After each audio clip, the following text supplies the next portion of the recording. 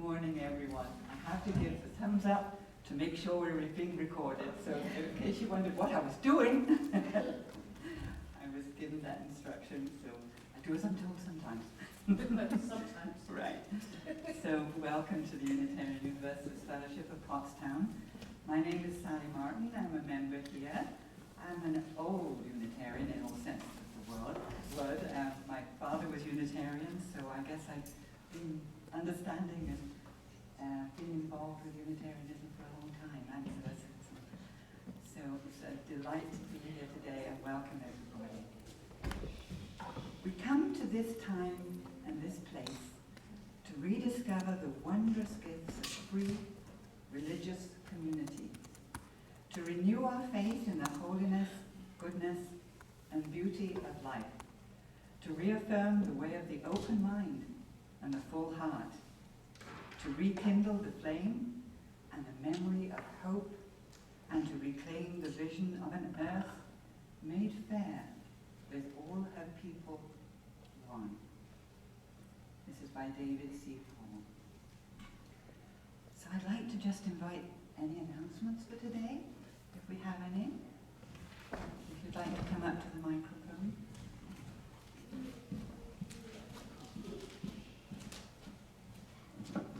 Hi, I'm Mary. We were in here the other day, Kim and I, and we cleaned a whole bunch of stuff out of the teen room, and it's sitting on a table in the social hall. If you see something you want, take it. It's yours. There's kind of some nice things. There's some knitting things and a completely unopened box of needlework. And there's also the lost and found bin sitting back there, which is full of stuff that people have been leaving in here over the course of the last few months. So if it's in there, take that out too. And then the last thing is, which is actually much more important, we found all that stuff, but we discovered things are missing, and the things that were missing are hymnals. I can account for 31. And I believe we had 50 to 60. If you look back there, that pile does not look the way it is supposed to. So if you have a hymnal at home, please bring it back, because we have run short a couple of Sundays on hymnals in here. If you think you need one at home constantly, they're for sale on the UUA website. If you need one, if you're lay leader and you need one for the week, take it home for that week and bring it back. But please do not keep our hymnals at home. Thank you.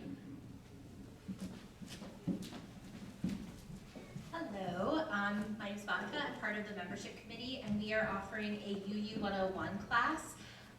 It's the first of 2 sessions about UUism during the month of February. We will welcome to this session anyone who would like to find out more about Unitarian Universalism, whether as a prospective member, just a seeker, or already a member interested in refreshing your knowledge of the path that our theoretical ancestors took and that led to the existence of the fellowships like ours today.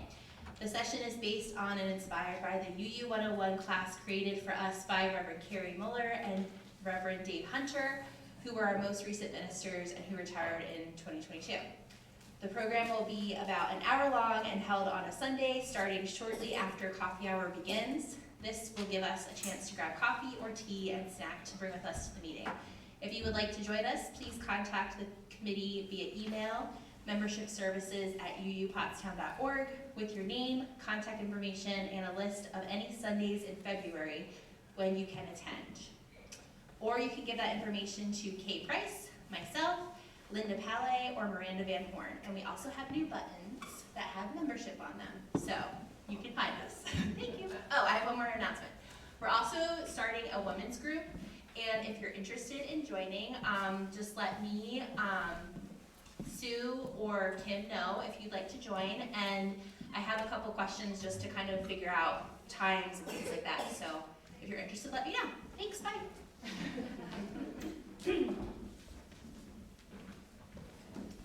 Hi, I'm Erica, and the deadline for the February newsletter is this Friday. You can get everything to me for the newsletter by the end of the day on Friday. That would be great. Thanks.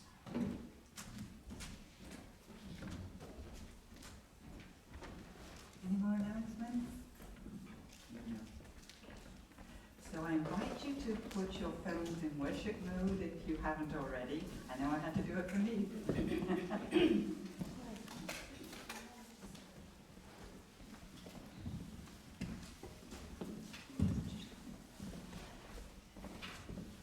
I have with me today my own singing bowl, which to me has a very lovely tone to it. And probably all of you are familiar with singing bowls. One of the traditions, I believe, is to listen to the sound until it sounds out, until you can't hear it anymore. And some of us hear it longer than others. That's just the way it is. And then I'd like to invite us just to have a short meditation where we're going to breathe into our hearts and exhale, and I'll just guide us through that afterwards. So I'm going to sound the bowl now.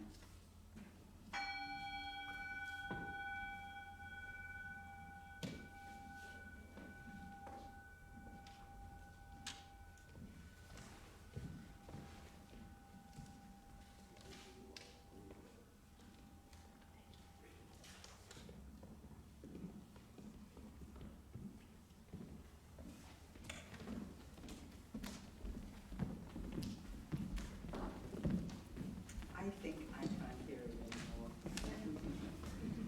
So if you'd like to either lower your gaze or close your eyes, whatever is comfortable for you. And just imagine that you're breathing out, a nice exhalation, just releasing the stuff of the morning, just letting it go. And then when you inhale, imagine that you're inhaling through your heart. And you're bringing that beautiful breath into the heart, expanding it, and then releasing and relaxing and letting that heart breath travel all the way through your body as you exhale. And then imagining again when you're ready, inhaling into the heart and bringing that sense of compassion and loving kindness into your heart, and then releasing that feeling to travel all the way through your body, down to your toes. And then inhaling one more time, bringing that sense of loving kindness and compassion into the heart. And when you're ready to exhale, releasing it out to the world to support all beings.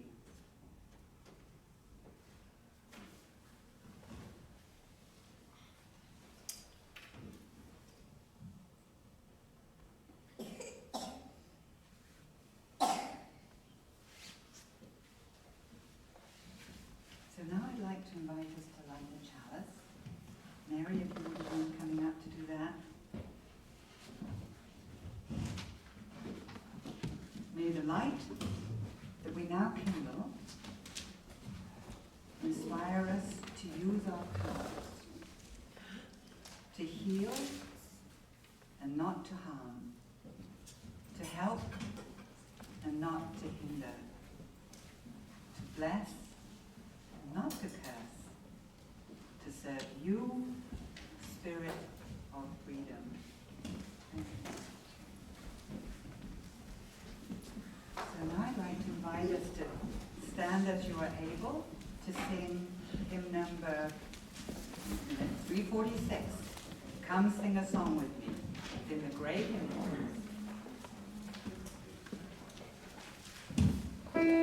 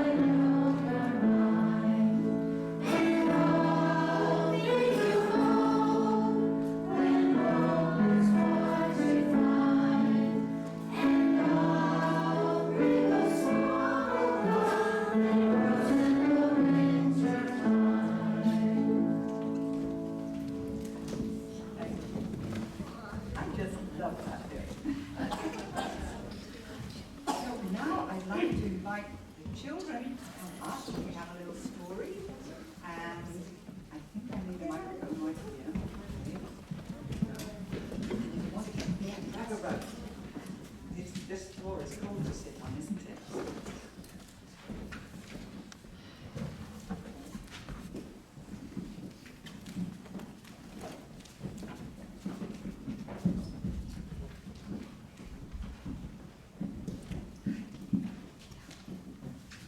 Everybody getting comfy?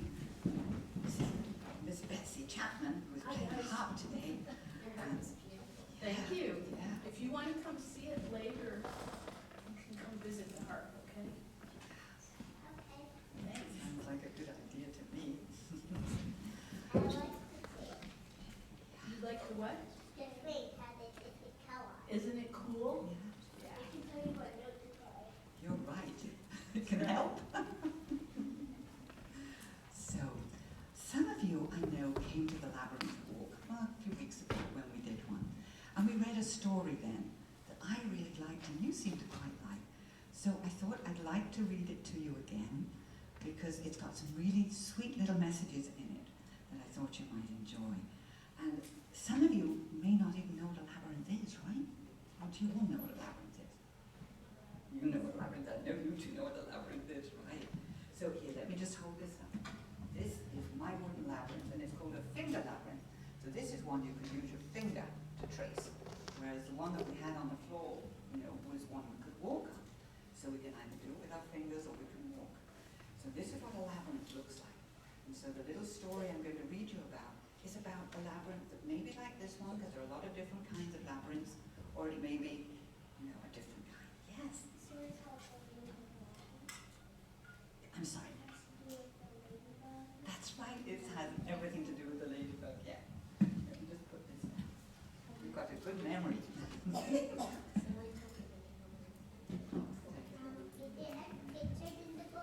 There aren't that many pictures in this book, actually, so I'm probably not going to show you a whole lot of pictures, but I'll show you one or two. But I'll read it to you, how's that? Okay? And maybe some of the adults might enjoy it too. So, Ladybug Labyrinth. Now, sometimes I forget to say ladybug. And the reason is, I'm from England, that's why I have a funny accent. And in England, we call them ladybirds. So sometimes I say ladybird instead of ladybug. So forgive me if I do that, but you know what I'm talking about, right? So here's a little sort of spiral. It's not quite a labyrinth, but it is a spiral. And labyrinths, you know, when you walk them, they have no dead ends like a maze. They just go all the way to the center and then all the way back out again too. So you can't get lost in a labyrinth, but you can get lost in a maze, right? So this is about a ladybug's journey on a labyrinth when I get to the right page. This morning, once there was a little teensy-weensy ladybug. One morning, Ladybug decided to go on an adventure, for she loved to ride the sky blue breezes of change. She took off, and her little wings carried her up into those sky breezes. This morning, though, the winds blew and they blew, and Ladybug tumbled this way and then that way and then upside down and then right side up, until Ladybug had no idea where she was. Finally, Ladybug was able to land on a splendid blade of grass next to a dandelion, and she looked around. She saw birds in the sky, and she saw a squirrel run up a tree, and she saw green moss and ferns growing, and then she saw a sign, a wooden sign, near a bunch of lupins. The sign said, "To the labyrinth." So Ladybug got up, even though she was still a bit dizzy, and she followed the sign. She followed the directions down a path that took her to another sign, and this sign said, "Ladybug Labyrinth starts here." What do you think Ladybug did?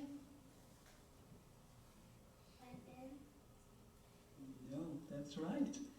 She went into the labyrinth, following the yellow-green path edged with waving grass and covered in morning dew, and moved her little legs gleefully as the grasses tickled her legs and her belly. She wound around and around and thought she was lost, but a little voice whispered to her, "Don't be afraid, trust your feet." So Ladybug continued. She turned another corner. Now where was she going? Was she lost? The little voice whispered again, "Trust your feet and your fingers." And Ladybug went on and on. When Ladybug turned the next corner, there was the center of the labyrinth, and it was full of golden grass and daisies. And Ladybug sat down at the very center of the labyrinth and felt the sun beaming down on her shiny back. As she wiggled down into the golden center, Ladybug decided to take a little nap. The Ladybug was warm and felt safe and all cozy in the center. When Ladybug woke up, she was rested and she was happy, and she no longer felt dizzy or lost, for she knew right where she was, in the center. What should she do now? Ladybug wondered.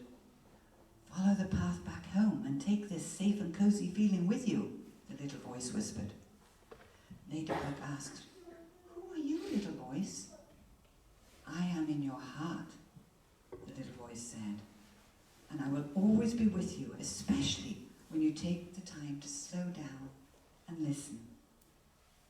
So Ladybug began to wind her way back out of the labyrinth, first turning one way and then turning another way, skipping the whole way, for Ladybug knew she couldn't get lost following the path beneath her little legs.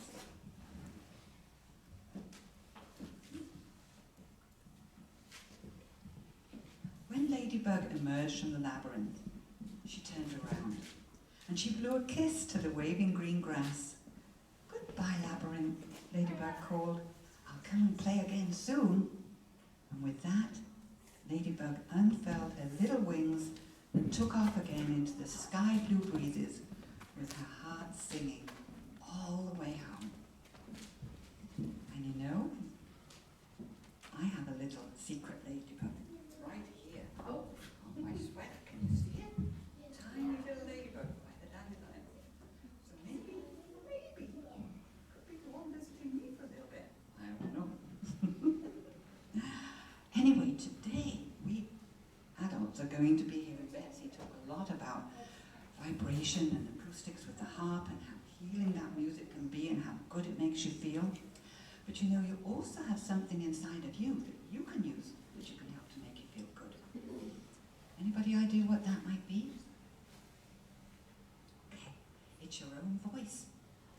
So if you hum, you know what humming is? Yeah? And you could hum a happy song, or maybe just hum one note. You're going to have that beautiful frequency and sound going through your body and making your body feel happy too. So just play with that idea and have a wonderful time in your class today. And maybe the next time we see a ladybug, maybe we'll be able to imagine and remember the labyrinth and all the lessons that she learned on the labyrinth. So, time to go to class now? So, go now in.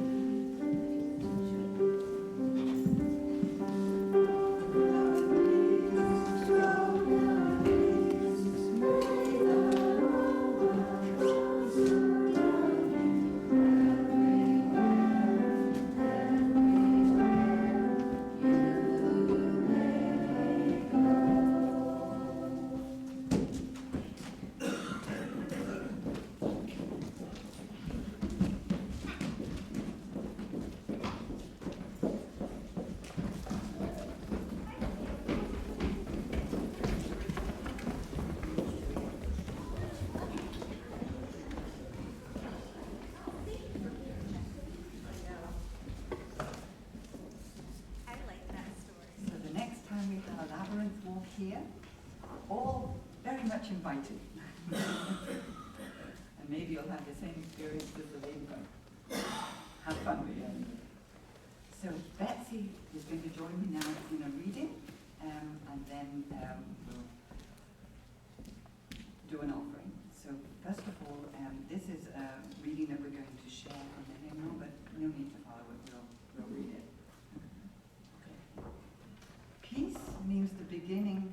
a new world. It means that nations are friends. It means joy to the world. Peace is quiet and calm. It is rest. It is silence after a storm. It is love and friendship. It is the world's dream of dreams.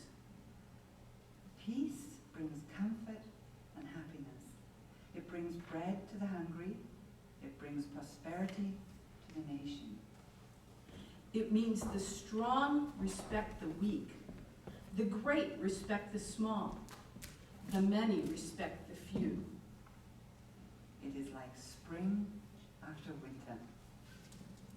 It brings sunshine into the world. It is like sweet music after harsh sounds.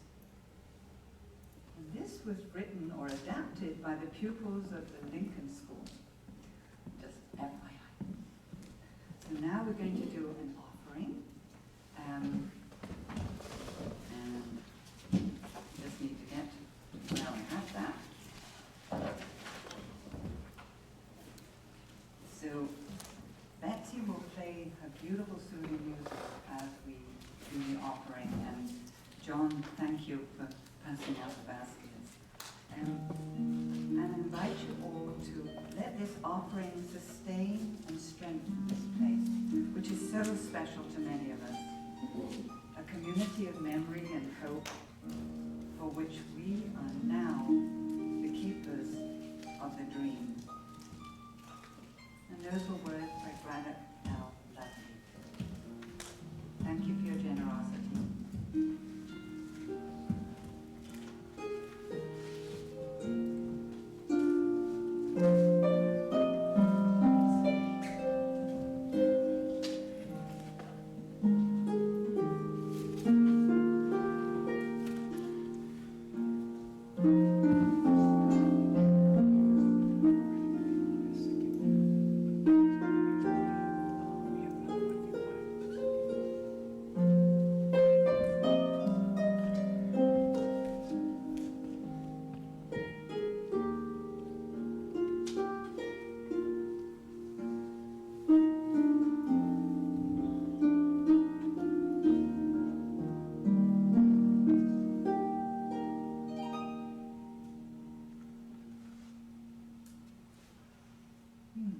Thank you, Betsy.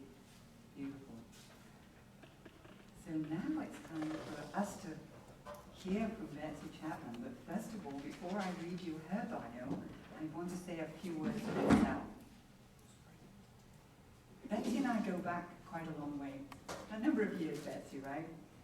We were just kids. Yeah, that's right. And we first met, as far as my memory goes, at her Tai Chi studio in Boyertown. And then Betsy subsequently went on to have various other studios and built her own actually in Douglasville, which is a beautiful studio. She's taught so many places and touched so many people. What a light she is. I did want to say that we can thank Betsy for our labyrinth. A number of years ago, when she was teaching at Alzheimer's College, she facilitated our borrowing the labyrinth that had been made by two students under the supervision of Dr. Laura Bordsdorf. We borrowed the labyrinth many times to put on walks here at the fellowship, and Betsy would often play at those events.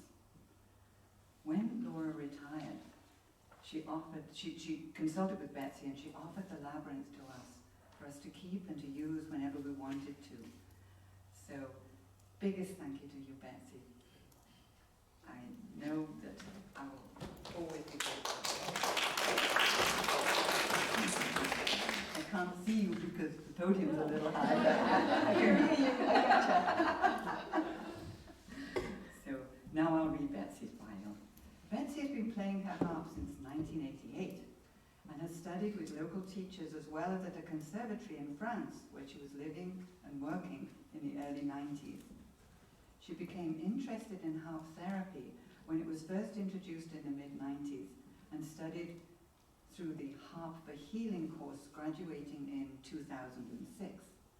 She played in the oncology area at PMMC as part of the integrated care team, of which I was part also, and how much the patients enjoyed her beautiful music, I have to say.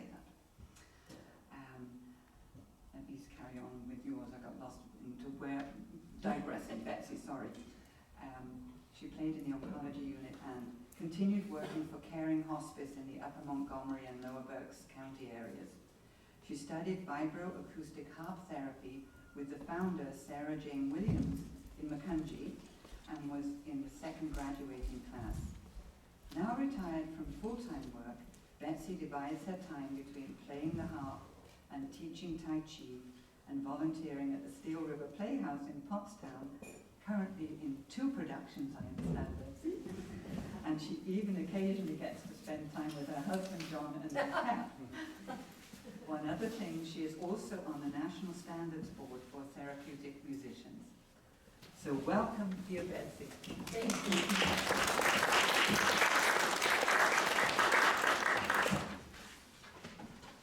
Thanks, Sally. And thanks for inviting me to join you today.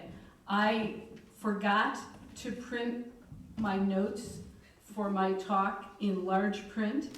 So you will see me doing this occasionally because when the glasses are on, I can see what I'm supposed to be saying. But when the glasses are on, I can't see you. So there you are. Also, if I have any vocal problems, I'm healthy. I tested this morning. My harp and I spent the last 2 days on a film set in Virginia. And we're both suffering a little bit from a 6-hour drive very late last night to get here this morning. So I'm healthy, really. The last time I was here was apparently 2016, and I looked at my notes just to kind of see what I had talked about, and I found an extremely profound statement that I made. So I'd like to quote myself from 2016. This sounds just like something I would say. Quote, "There is a lot of clinical research supporting harp therapy, but who cares? Do you feel better after you listen to a harp? That's what's important." So with apologies to all the researchers out there, I do tend to get a little hung up on science, which is odd because really I'm an artist, right? I sing, I dance, I act, I play the harp. I teach Tai Chi, which a lot of times is a little bit like acting because I'm smiling at my students as I say, no, it isn't quite like that. While internally thinking, who's their teacher? But I do get hung up on knowing why something works and how these vibrations are important and what frequencies affect what and why we do the things we do with any instrument, whether it's a violin, a piano, our voices. Your choir is great, by the way. I heard them rehearsing this morning. It's fabulous.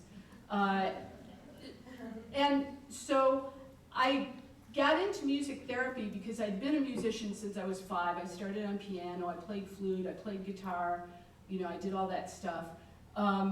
But I really had always wanted to play the harp and couldn't afford one until I worked for IBM because they're expensive.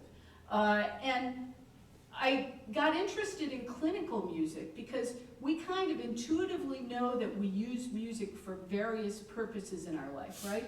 We use music here as a form of worship or to help us go into a meditative state or to maybe talk about a point that we're studying in our personal studies, which I think is what's going to happen next week. I was eavesdropping. It sounds really cool. So we know that if we're driving home from Virginia at 11 o'clock at night, we listen to the talk radio to KYW because I want something to stimulate my brain to keep me awake. I don't necessarily want to listen to the classical music station because that might have the opposite effect, right? So we automatically use music for different purposes. But why? Why does this work? And why do we need training for clinical musicians? And I feel very strongly about this. A lot of people will say, well, I play an instrument, I'll just go in and volunteer at the hospital and do this. And that's great. And particularly if you're going to volunteer in a public area, in a lobby or something, that's great. But when you're going into patient rooms and working directly with patients, you need to know about infection control. You need to know about clinical protocols, HIPAA, a topic we all would love to discuss over coffee, I'm sure. Types of patients, what they're, to the extent that we're allowed to as one of the therapies they're receiving, what their diagnosis is, how this may affect their cognitive ability or their physical ability. We know from studies that music helps with pain management. There have been a lot of studies on this. We know that music helps with stress reduction. Again, not only from our personal lives, but because we have official studies telling us this now. We know that also music, and harp music in particular, can help our immune system response. And we know that music can be a mood enhancer, or if you're in a scary movie, right, they use music the other way to build stress. If you've ever had the opportunity to watch a movie or a television show before the soundtrack has been added, you'll see the difference that soundtrack and music makes. Things that just look silly when there's no music going can be absolutely terrifying once that soundtrack's on. I don't like scary movies, by the way, but if I did. So then we come to the question of, well, what about just playing recorded music in the hospital? Can we just play recorded music and get the same effect? And the answer is sort of. The Nordic countries really led the world in these studies, in vibro-acoustic therapy studies. And I actually have the date. In the 1980s, in Norway, the first studies were done. And studies in Norway took recorded music of various kinds and had it played for patients and had tracked the patient responses. Now this is easier to do in a hospital because you're hooked up to all those machines, right? So we can see your blood pressure, we can see your oxygenation level. Depending on what we're watching on machines, we can see some other things. So you can play music of various kinds and you can see how it affects pulse, how it affects oxygen levels, how it affects blood pressure. And that's great, but if we think about recorded music, it's very compressed, right? So now we have, remember when nobody wanted a record player, right? Nobody wanted a record player. What's the hot thing now? We all want turntables and vinyl again. Why? There's a big difference between the sound of something on vinyl, and see, I'm getting some, thank you, I'm getting some nods, people get it. The sound of something on vinyl and a CD, which is very compressed and modulated, right? Vinyl, okay, gets a little scratchy if you don't have the disc washer. Remember disc washers? I still have mine, yes. And I'm digressing a bit, Sally, sorry. But if you think about that, vinyl is known as being warmer, right? It's a little bit warmer sound. If you listen to the same thing on a CD with a good system, you're going to hear it's a little bit more compressed. So the people in Norway thought, okay, that's great. We can study these recorded things, and they were using CDs and mini discs, if anybody remembers those. Yeah, remember the mini discs? But they thought, what about a live musician? So the studies went on and began to include live music, particularly harp, because, as I like to say, you can sound pretty good playing a harp even when you're a beginner, right? Why did I not take up violin? Because my mother did not want to listen to me practice when I was first starting. Honestly, this is it. I started on clarinet and flute because she said, violin, I'm not having one of those in my house. Yeah, and I'm really sorry, I'd like to play it now. But the harp, you can be pretty lousy and still sound pretty good. And you don't have to study. I mean, I did study for years before I played publicly, but you don't have to go to a conservatory. You can play a Celtic harp like this one and take lessons. Now it's much easier to find harp teachers than it was when I started back in the 80s. And so they studied harp a lot. Other advantage, this harp only has 36 strings. but the great big pedal harps have 47. So we have a wide range of frequencies, right? We have a wide range of notes we can play, kind of second only to the piano. And you don't want to be rolling one of those in and out of patient rooms, right? So, so studies were done with the harp, and it was found that the patients would react differently to the very low bass notes than to the higher notes. This was affected by the patient physique, the amount of fat versus non-fat. There's no, is there a politer word for that? No, okay.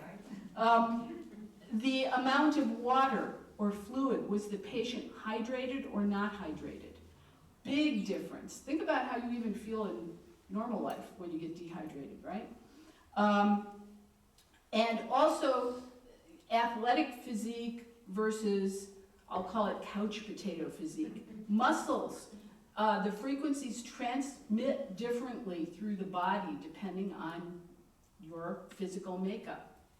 So now we took it one step farther, and this is thanks to SaraJane Williams in Macungie, who is the founder and the foremost authority in the world on vibro-acoustic harp therapy. So boy, are we lucky. And I actually suggested that maybe you'd like to have SaraJane come speak to you this morning instead of me, but she's involved with another church over in Macungie, and anyway, people knew me and thought I was friendly, so here I am.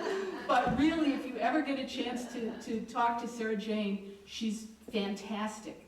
And she said, well, okay, we got all the studies, we know about music and how it affects things. How about if we take a harp and we connect it to some kind of device like a table or a lounge chair with speakers in it so that the frequencies, the music can be fed directly into the patient's body. Okay? So now instead of just hearing it through my ears, I'm laying or sitting on something that is actually vibrating, that the harp is connected to electronically, and that those frequencies are fed directly into my body, so you have a much stronger response, for good or ill, right? Much stronger response. So SaraJane founded what we now call Vibro-Acoustic Harp Therapy. And I studied with her, I think in 2006. I meant to look the date up, but it was about 2006. And you'll see our books. I left books that you can look at on the back table. The books talk about how frequencies affect different organs in the body, how frequencies affect the mood, how frequencies affect brain activity and those synapses firing. And then a whole lot of other technical stuff. And then it gets a bit metaphysical, because that's fun too. So we have a whole range here when we study vibro-acoustic harp therapy. So I want you to imagine coming into a room, and in the best case, you go to SaraJane's house where she has the world's most expensive recliner. Right, Sally? Sally and I. Wonderful. It's a wonderful, but it is the world's most expensive recliner. It was actually built after the NASA seats that the astronauts sit in. So it's a zero gravity thing, but it's got transducers, it's got speakers everywhere in this thing. So you can, as she plays, you can feel the vibration. And we work with our client to see what affects what part of the body, what things they like and what things they don't. Because remember, we think about sound being beneficial. Sound can also be harmful. Who can think of a harmful sound? Fingernails on blackboards. Fingernails on blackboards, yes. What else? Not your choir. Your choir sounded good. I was just thinking about like certain electronic music things that are Not, very cacophonous. Yeah. And not a good way. exactly, yeah. What else? Baby crying. Baby crying. Actually, great example from life, right? We hear a baby crying, what happens? Yes? Like someone spraying at the Yeah, that's awful, isn't it? Somebody screaming at the top of their lungs. The siren that goes off around here. Oh, really? Are you near a Limerick siren? We're near the Yeah. siren for, that calls the police and the fire and. Yeah. And notice that those are a certain frequency to get your attention. Just like, I don't know, some of you like me are old enough to remember when they changed the police car sirens. Remember that? Yeah. They changed the police car sirens and now they're really attract your attention. I saw one other hand in the back. Oh, the metal fork on teeth. Oh, I go to the dentist next week. Don't even say that. But yeah. So, yes, what else? I don't know anyone else who has this problem, but it's the sound styrofoam makes. Yeah. I can't Oh, even interesting. Yeah, because it's that kind of. see it. Oh, I would say the sound our refrigerator is currently making. If there's an appliance repair person in the congregation here, please come to me afterwards.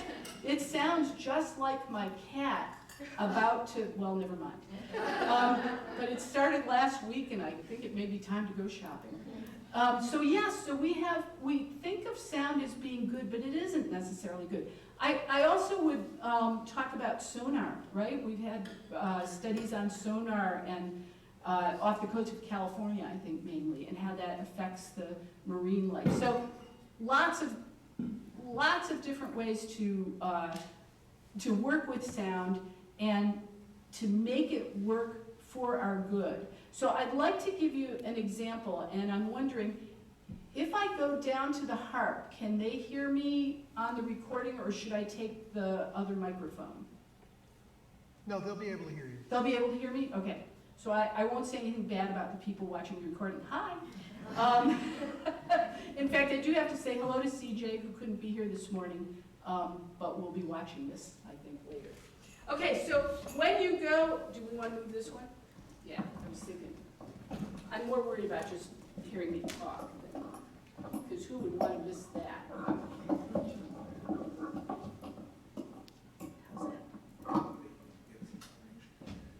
That's it. Is that good? Great, thank you. Whew, I feel like a rock star.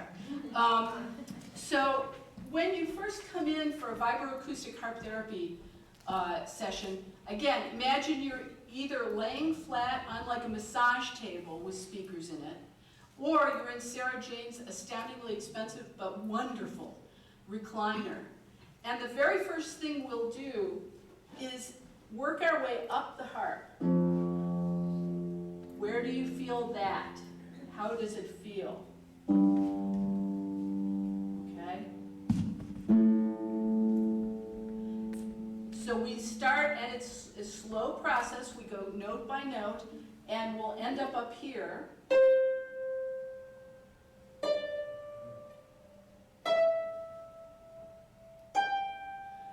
Just listening to this, ooh, that sounds terrible. Time to change that string. Did anybody but me hear how bad that one string sounded? You did. I know you did. So, can you see immediately what's the difference between playing down here and listen to that sustain, and playing up here? Not as much sustain. Anything else? Anybody notice anything? Yeah. For some reason, I think of the low note as a belly note, and the high note is a head note. Yep, Like a that's belly. often correct. Yeah.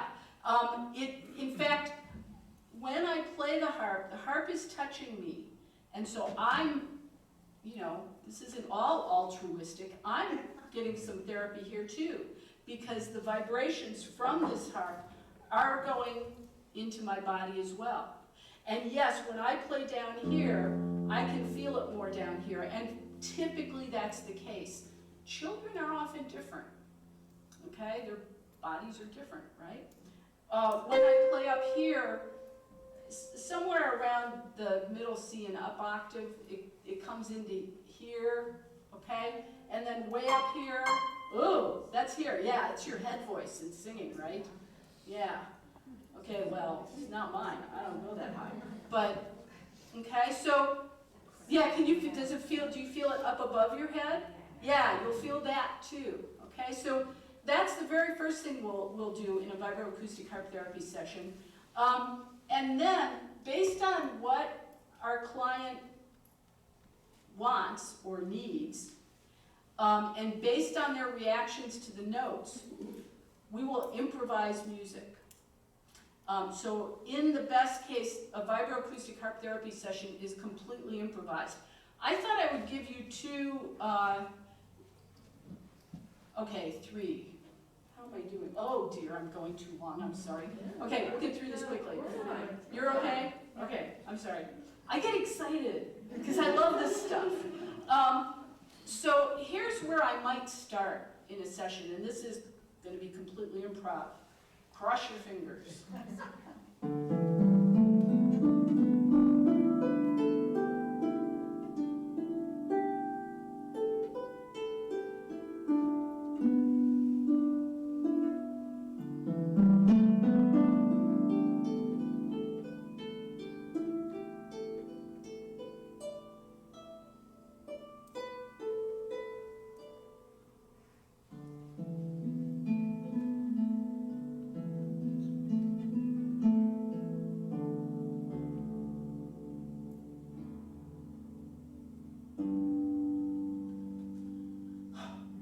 Didn't resolve it. It was going to drive me nuts. So so what did I do there? Anybody know what I did? What was I playing? I don't know. Some notes, right? I said scales more or less. Sort of scales, yeah. Scales more or less. One of the advantages of the harp, as one of our kids pointed out, is it's got colored strings. I was only playing the white strings. I didn't play any red strings or any blue strings. And when you do that on the harp, you're playing a pentatonic scale. And a pentatonic scale can be very relaxing, okay? If you know what a pentatonic scale is, don't worry about it. But it's relaxing, except I was playing too fast. So let me play something at the real speed. This might be the next thing we would start with.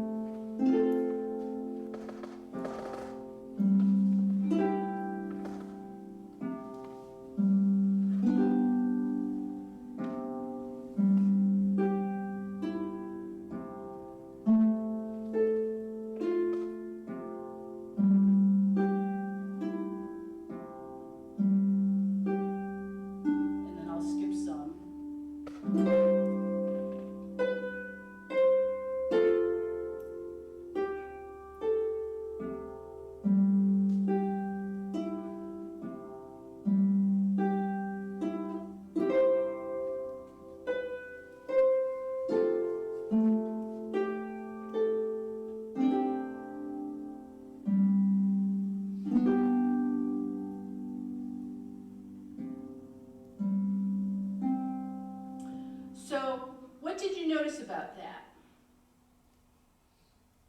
Yes? Felt balanced. Okay, great, balanced. What helped it feel balanced, do you think? Playing two strings at one time and having the pitches from that. Okay, fifths for you musicians out there. Not triads. Or tritones, sorry, not tritones. There will be no tritones played in this church. Sorry, musician joke. What else? Yes? It seemed like an equal balance of high and low notes. Great, yeah, equal balance of high and low notes. Yep, so that if you responded more to one than to the other, we try to bring your body to equilibrium. It seems to me, Betsy, you're going at the pace of our breath, also our breathing. Yes, when I did my little pentatonic improv, I got excited and I went too fast. So thank you, Sally, for noticing. I was trying to keep this a little bit more to the pace of our breathing. And it was very repetitive, right? I mean, you sort of knew what to expect. And when you know what to expect, it's a little comforting, isn't it? It's like a mantra. Yeah. It's like having a mantra. Yeah, it's it's a musical mantra. Ooh, thank you. I'm going to use that. A musical mantra. So this would be an example where we don't want to make our client think too hard or work too hard.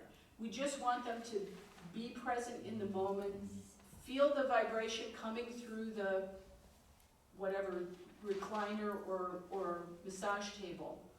But sometimes we want our client to actually use their mind a little bit more. And so we would start out with something a little bit more challenging, not challenging musically, but if you think in terms of relaxation, we want to stimulate the nervous system, we want to stimulate, again, the brain, and that might go something like this.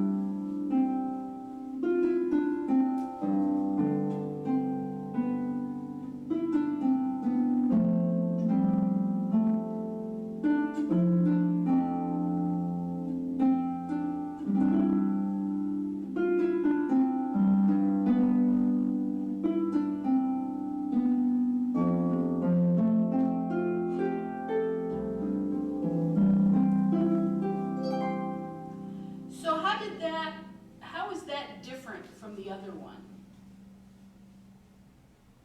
Any ideas? Yes. Seemed like more like a melody. So it's more like a song. It almost Yeah. made you start to think of, this sounds like this song. Is that going to go into that? Is it going to do? Like, Yeah. like you would Will it jazz, suddenly like- be Stairway to Heaven? It's going to happen. Yes. I felt like it was like a story and like a journey that you were just taking me on. Oh, I'm going to tell SaraJane Williams that because it is. Yay! SaraJane composed this, and it is a story. Cool. Do you know it? Do you recognize it, Sally? No, but I remember, or what I was noticing was each time you brought us up, kind of the low tone up, Yeah. which kind of wakens us up a little bit. Yeah, and then actually, yeah, so a lot of this goes, what did I just play? But then listen to what happens.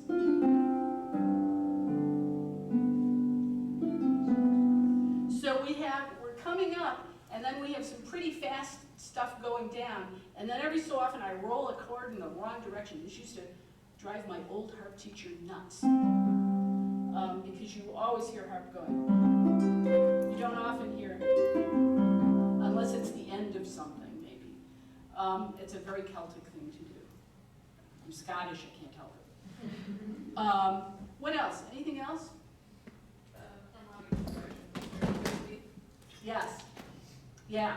So the story about this one is SaraJane was in St. Bridget's, at St. Bridget's gravesite in Ireland, and she wrote this, and it's about St. Bridget's journey. So I'm going to email her and say, guess what happened?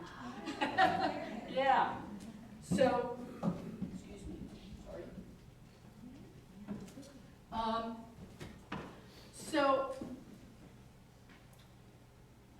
So we have some concepts here. So here's your homework. Did we tell them there'd be homework? Surprise is good. Okay. I want you, as you go through your week this week, I want you to think about how you use music in your everyday life, right? So without planning anything, just see what happens. When do you put on the radio? When do you play a CD or vinyl or, whatever you do?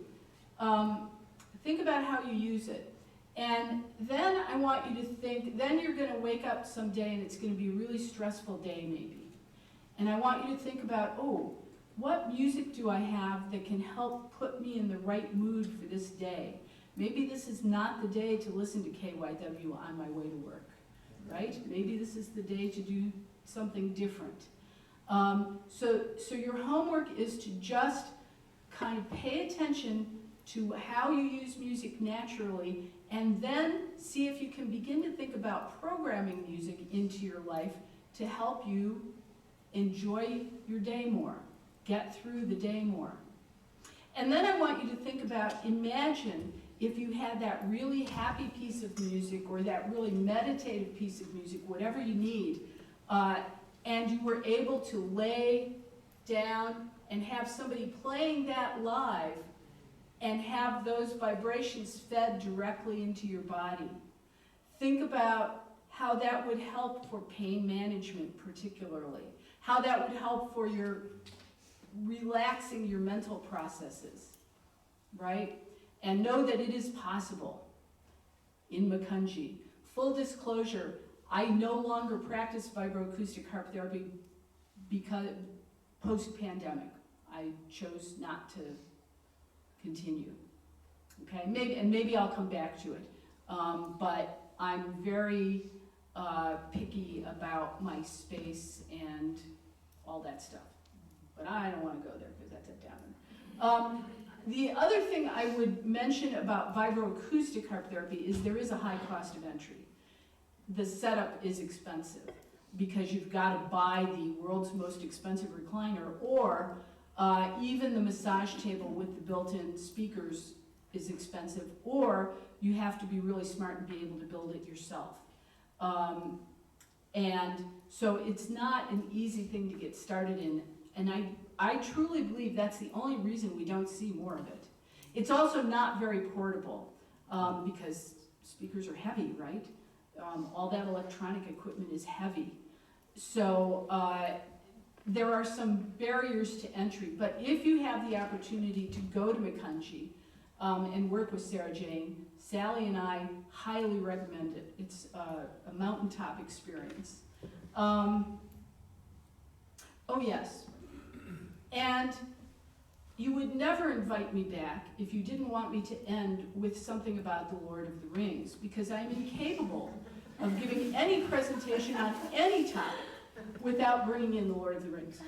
And in this case, it has a very direct connection. If anybody watched the Amazon series, the Lord of the Rings, The Rings of Power, anybody watch it? Okay, good. We won't discuss it, maybe over coffee. I will mention I was invited to the London premiere and had a great time meeting, yes, the showrunners, the actors, Jeff Bezos, just saying. Anyway, I don't think Sally even knew that. I flew to London for the premiere because I got an invitation. I mean, is that cool or what? Anyway, but what does that have to do with harp therapy and vibro-acoustic harp therapy? Cymatics. So I got all excited when I saw, literally, I jumped up when I saw the introduction to the show. So if you've seen the show, you know the introduction is the sand making the different designs and all that.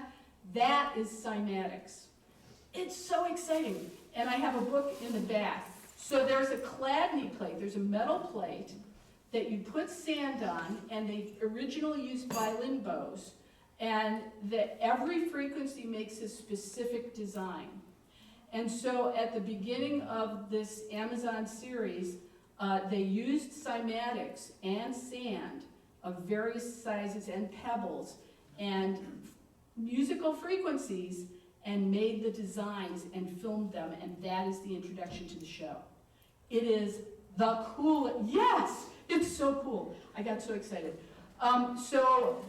If you haven't seen that, it's available on YouTube, and if you're interested, there's a whole making of on YouTube where they talk about frequencies and how it affects things. And it's exciting to know that we're bringing this to the forefront now, right? We're bringing this kind of practice to the forefront, making it available to more people, and hopefully getting more people excited about the possibilities of music to enhance our daily lives. So although I've now spoken way too long, I apologize. I will turn it back over to Sally. Thank you very much for your attention, And if anybody does want to come and meet the harp afterwards, you are more than welcome to. Thanks. Betsy, thank you so much. 15 minutes, I'm sorry. Oh, so many things came up in my mind, perhaps yours too, listening to all of the aspects that you were talking about, Betsy, and I'm so glad you mentioned cymatics. I know you have the book up there. I've actually just been doing a couple of courses on cymatics, and it's very interesting to see how the patterns not only make beautiful patterns with sound, also in water. And when you consider that our body is 70% water, we'll say, sound will go through our bodies making beautiful patterns. I think choosing beautiful music, of course, or music we like. It doesn't have to be classical or anything, but as long as it's music we like, then it can have a very positive effect physiologically on our bodies, not just emotionally. And there's an awful lot of study being done on it now. I know in London they're using it medically for various aspects of dis-ease within the body. And so there's a lot that we really are on the edge of learning and understanding. And healthcare will be less invasive, yay, and much more enjoyable. So Betsy, thank you so much. Thanks, Sal. Beautiful. And we've got lots to talk about in the coffee hour, so everybody is welcome to join us. And I think even the people on Zoom, welcome people on Zoom, get your cup of coffee and do a little research on some of the things Betsy was talking about and choosing the music that you enjoy. And so now we've come to the time where we're going to sing hymn number 114 as we leave this friendly place, which is in your grey hymnal. 414. What did I say? 314? Never mind. See where my brain is. Somewhere. So, thank you. Callie, when you're ready. Lovely.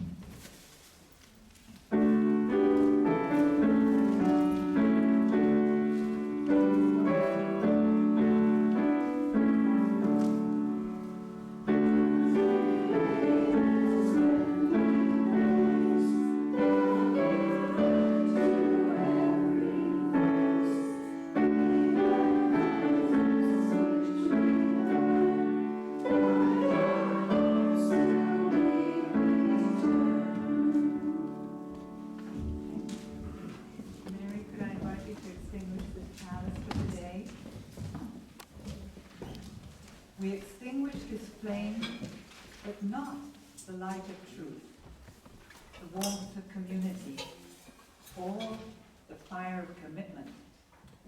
These we carry in our hearts until we are together again. This is Elizabeth Sell-Jones. Thank you.